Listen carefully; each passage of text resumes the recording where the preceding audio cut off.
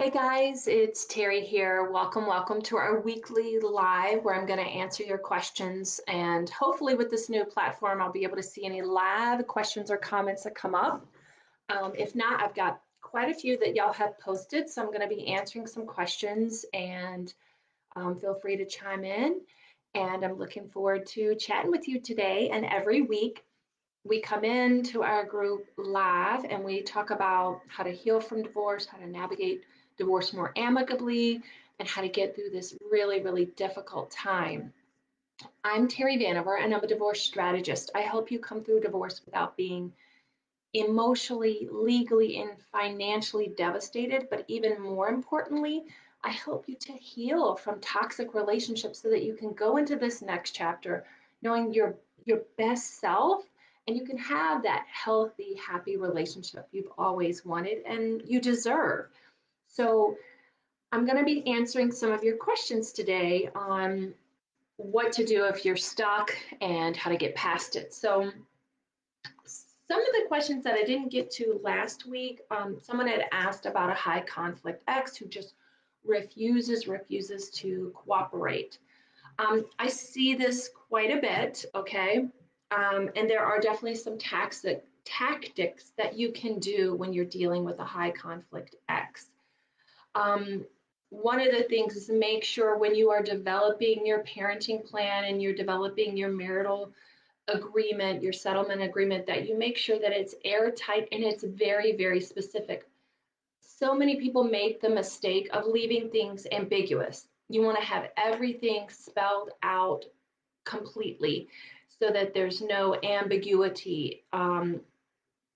Even put times in there, right? You want to be very, very, very specific in any documents that you have.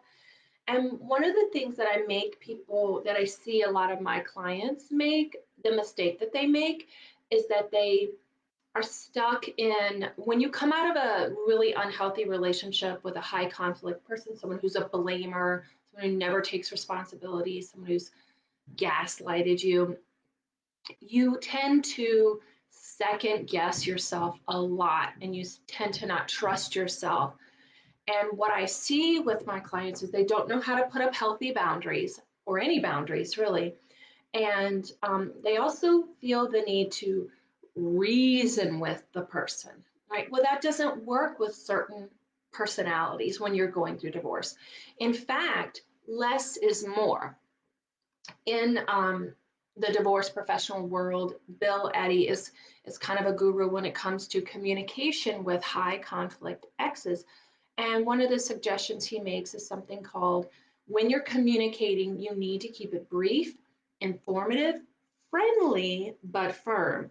And so many people I see where a lot of my clients feel the need to explain or rationalize or try to reason with and put their emotions into things. And to a normal, rational person, this seems okay. But if you're dealing with someone who's truly, truly high conflict, this is really not going to come around. In fact, I've seen it where with one of my clients, she was telling me how she did it. And of course, the ex used it against her in a later argument and blah, blah, blah. And I'm like, yeah, we don't do that. You don't need to do that. You just keep it brief, friendly, just the information that's needed, but firm, right? You don't want to over explain, give over too many details. Keep it simple. And I think that's really hard for a lot of people because you come out of a relationship and you're so used to second guessing yourself and you feel the need to explain and you feel the need to um, well, if only they can see my reasoning, and that doesn't work with a lot of these people. So if you have a truly high conflict ex, it's important that you follow that rule and that you keep everything spelled out as specifically as you can. And look, I'm divorced myself, and I'll be the first one to tell you, like, I couldn't tell you what is in my parenting time agreement anymore because my ex-husband and I, we just agree with each other and we work everything out and we don't worry about this time or that time, but we're very amicable and we're years past our divorce and it's very friendly and we're very supportive. But that agreement is there in case there's a disagreement, in case there's some discrepancy about whose year is it for Christmas or whose turn is it for New Year's Eve celebration or whatever. So you want to have those things spelled out so that if you ever have that disagreement, you know exactly whose it is. You don't ever want any ambiguity in that. Now, like I said, I went through a devastating divorce and I'm past it now. And like I said, my ex and I are friends. They come over, we celebrate birthdays together, and I mean adult birthdays. um, his wife is my best friend. They're coming up. Oh, next month is their 2 year wedding anniversary. So I mean, we're just very close. We are here to support each other. And I'm going to get to a comment about that because someone asked me about that. How do you get to that? How do you get to that point, right? How do you get to that healing position where you and your ex or and his girlfriend or whatever that you guys are all together? It does. It takes some work. I'm not going to lie, because when I went through my divorce, it was the lowest point in my life. My divorce, I made all the mistakes that you can make. I made them all. I was I probably was high conflict. I know my ex was high conflict at the time, not willing to negotiate. I know I missed a lot of opportunities where I think my ex and I could have negotiated, didn't take those opportunities. I was operating out of fear and stress and duress, and I know I was not mentally where I should have been and where I could have been. Um, I wasn't forward thinking. I wasn't at my best at all. And on top of that, and I think this contributes to a lot of it, I lost my mom shortly after our separation. I was hit by a van, and I had to have not one but several um, surgeries because the first one failed. Blah blah blah. It was just like one bad thing after the other. I was homeless. I lost all my financial credit because of the mistakes that I made with my home. I mean, it was just boom, boom, boom, like a domino effect of negativity when I was going through my divorce. So I understand all the mistakes that you can make, and I want to help people avoid those mistakes and help them when there are opportunities to keep that divorce more amicable. Because I guarantee you, there's probably some ways that you can keep it less conflict.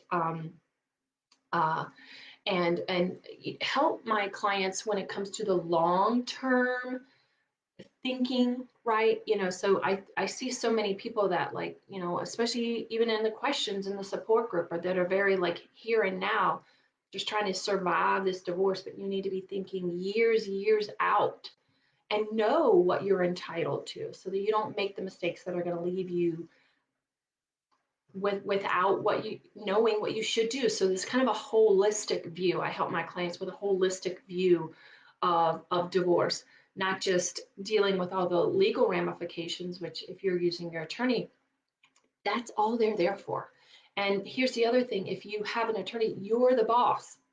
They execute what you tell them to do. So if there's questions you're not asking them, if there's things that you don't know about, they may or may not tell you. Some do, some don't. I've seen that. So it's important that you know what your a holistic view, what you're entitled to, what you need to think about. They're not going to be spending time with you asking you lots of questions. They're going to say, here's the forms, fill them out, come back, and we're going to file it. So there's a lot to it. So you need someone to help guide you through that. So speaking of attorneys, that's going to be, I've seen this in question come up quite a bit. Do I need a new attorney? When do you need a new attorney? This is a really difficult question, because using multiple attorneys gets very expensive, as we know. So if you make the mistake, so you want to try to avoid that mistake, and that's a big part of what I do. I love it when people come to me before they hire an attorney, because here's a checklist of what I want you to be asking. Here's some things I want you to be thinking about. But if you've hired an attorney and you're questioning, do I need another attorney? Do I need to go hire someone different? I don't feel like they're working effectively for me. Well, you know what? First up, you need to speak up and you need to say, you're not, I don't feel heard, or I don't feel like, my case is moving along. Is there something we can do to move my case along? So you need to be proactive, okay? Don't wait until things are like so lost, or things are, so bad that you need to take the lead in this. And the second thing is you can get a lot of free consultations or very low charge consultations. I don't know, think $75, $100. And that's nothing for your peace of mind to know, that you're on the right track. Or many um, attorneys will have free consultations. It depends, but it's worth it to go out there and get some consultations from attorneys and be concise, be prepared, have 3 or 4 questions laid out. Boom, boom, boom, boom. This is my case. Da da da da da. Do you feel like this is an appropriate strategy for what's going on? So you want to be. These consultations will go quick, and they can't be really specific about your individualized case, but they can tell you, yeah, that seems like a really good plan so far, or no, here's some other options that you might want to think about, or they can give you. So I would, if you're questioning, it doesn't hurt to go out there and talk to some different attorneys and see what are the alternatives, or whether they feel like, yeah, I wouldn't do anything different in this case. Sounds like that's, sometimes the courts are very slow, the process is very slow. And I think that is probably the biggest frustration I see with clients. And there's just really not a whole lot your attorney can do if the other attorney is holding up the case. So there's just some things, it's just a wait and see game. And then there's other times you might want to be talking to some different attorneys and see what their approach might be, how they might be approaching your case differently. So another question that I got today was, hey, I'm a stepdad, or I don't want to be a stepdad, I should say. I don't want to be a stepdad. And someone else had asked, how do you open the door to a peaceful relationship with my ex and the girlfriend? So I thought those were really great questions. So the fact that you're even thinking about this that's really great. I think, the first thing is, acknowledging your responsibility in the relationship and understanding that you need to work on yourself first. Because if you look, it's unrealistic to think that your ex, if you've got children that are, in elementary school or even middle school, I mean, come on, your ex is going to remarry eventually, more than likely. People generally do, especially nowadays. Even after 30, 40 years of marriage, most of us, we live into our 80s and 90s. So chance of people getting remarried is pretty high. So the chance of your children having someone else in their life is statistically very high. So I would want you to work on yourself so that you're the best version of who you can be. Because if you are feeling like intimidated that there's going to be a stepfather coming into your child's life, that's a really bad sign, but not about your ex-wife or about the person, but about you, that you're feeling that insecure about your role as a father, that you're worried that another man is going to come and take your place. No other man can come and take your children's place. Trust me. My children have had their stepdad in their lives since they were very, very young. And my ex-husband is very, very active in their lives. And my husband has commented like, oh my God, he's such a great dad. He's such an involved dad. And my ex has commented how grateful he is to have Pete in their lives. They love him and support him. And my husband coaches our sons' teams and things like that. So we're a team, but that's because my ex-husband is very secure in his manhood. He's very secure in his fatherhood. He knows he's doing a great job. I know he's doing a great job. I support him and he supports us. So if you're feeling like, I don't want another man to come and take my place, you need to take a look in the mirror and figure out, what is it in you that you feel like you're not worthy, or you feel that you're that insecure as a man. Because you've got to shift that, because you should be welcoming adults who want to love your child and be there for your children. So and that can be difficult sometimes. You want to make this a really great experience for your children. You don't want to have your children having to choose between those that they love. That's not healthy. And it can be a really great experience if you allow it, and if you want it to be. And someone else had asked, how do you open the door to have a peaceful relationship with your ex-husband and their girlfriend, right? So this kind of ties into that. Um, and so, like I said, work on yourself. Look in the mirror and say, where am I not showing up in this relationship? How am I holding on to resentments or anger? So that would be a big thing, I would say, that's really important if you want to have a healthy relationship. I don't get caught up in a lot of crap. I just don't. And I remember this very early on, even when I kind of felt like my ex-husband wasn't uh, being super nice, I guess is one way. Um, super respectful. He just, I don't know, kind of.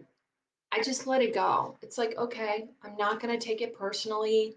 Maybe he's having a bad day, whatever. I just would let all that little shit go and not get caught up in that.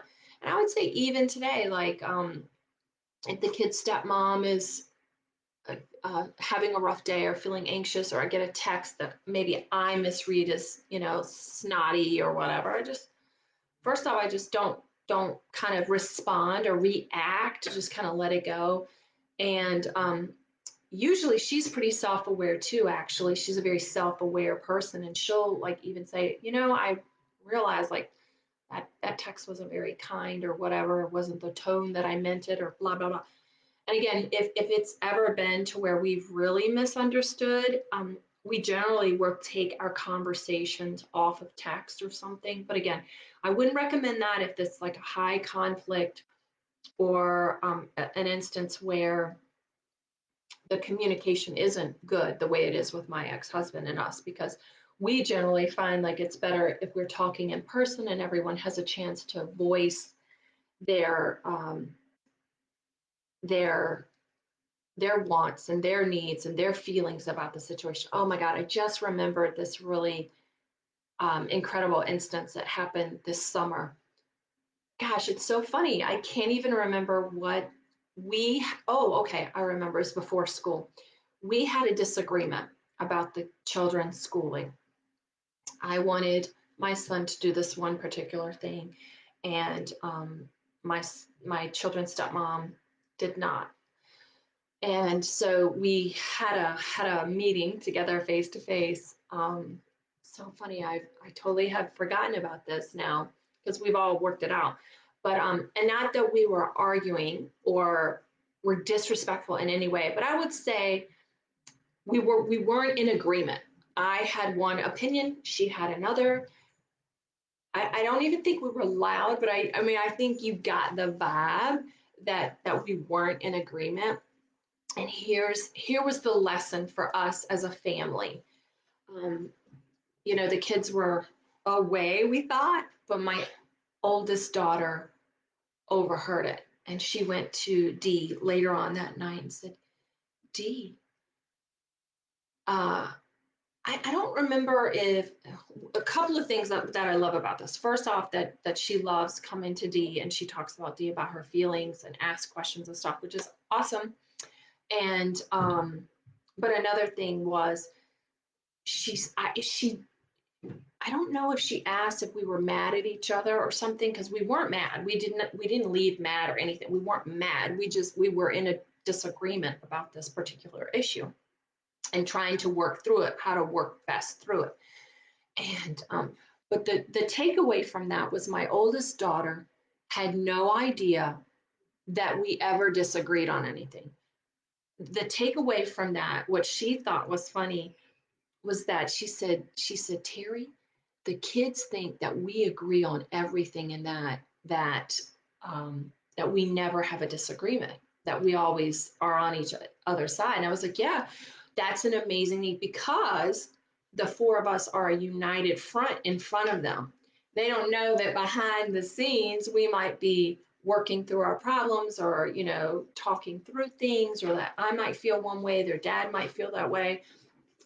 and again, we work through it and we support each other. I don't always agree like with their, discipline, and I'm sure they don't agree 1,000% with my discipline, but we support each other. We're not going to go behind each other's back and take it away or not support or follow through or anything like that. That would never ever occur to us, because I would never ever ever undermine my ex-husband's ability to be a father, and he would never do that to me. So I just thought that was so amazing that my daughter thought like we agreed 100% on every single issue, because in front of them we are a united force. We are like all four of us agree and we're all gonna follow through, blah blah blah. So I thought that was really really amazing. So so how can you have a peaceful relationship with your ex? Like I said, let some of that little stuff go.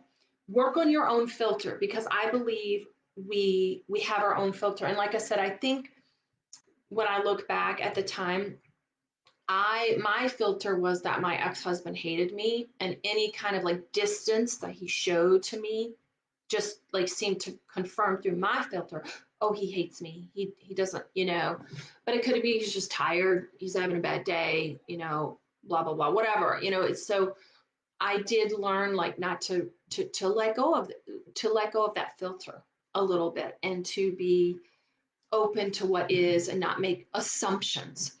And the other thing that I would tell you, to have a really great relationship with your ex-husband and girlfriend, even if you disagree. Okay, so this goes right back to my story about Dee, right? Like, even though Dee had one opinion and I had a completely opposite opinion about what we should do in this particular school instance, here's the thing. I know for a fact she loves my kids and she has their best interest at heart. We may not agree on exactly how to get there, but she knows that I love my kids with all my heart and that I want what's best for them. So always assume the best about your ex. Always assume that they're trying the best that they can. You might not agree with what they're doing, but maybe their intention is noble, but maybe the way they're going about it is not, right? So err on the side of positivity, err on the side of like they're just doing the best they can, or they want what's best for the kids. They may not be doing it in the way that you want them to, or they may not be doing it in a way that you agree, but make that assumption that their intention is good, that their intention with the kids is good. So that would be the other thing, is like, let the little shit go. Oh my God, you got to let all that little stuff go. You'd want the same courtesy. You'd want that if someone else, your ex, disagreed with you, was making the assumption that you want what's best for your kids, and that you're just making the decisions of the best that you can. So try to make that assumption. And again, I know there's always exceptions to that rule, but if you live your life that everyone is doing the best that they can, everyone that you meet is doing the best that they can at that moment, that's a good assumption to make. So the last question that I have here from a new member, how do I make her admit that she had an affair, and admit that she wants a divorce? She won't file, she won't admit she had an affair. Well, there's nothing you can do. There's nothing you can do. If you think the relationship is over, you may be the one that has to file. You're not going to get the closure that you're seeking. She may have whatever reasons that she has for not admitting the affair. Shame is probably the biggest one, because she's probably compromised her own moral values and is deep, deep, deep shame and can't admit it. Or she's conflicted on whether she wants to leave the marriage or not. So maybe she's not sure if she wants a divorce or not. So um, if that's something you are sure that you want to do, then perhaps you need to take the steps to move forward and not rely on her. I see that so often, how many men. The irony is that most of the time women file first. I think it's 75% of the time women file first, and yet, you know, I don't know. Why are you letting someone else dictate your future? If this is something, if you want to move forward and, you know, she's left the relationship or isn't committed to the relationship, you need to decide what your next step is for your future.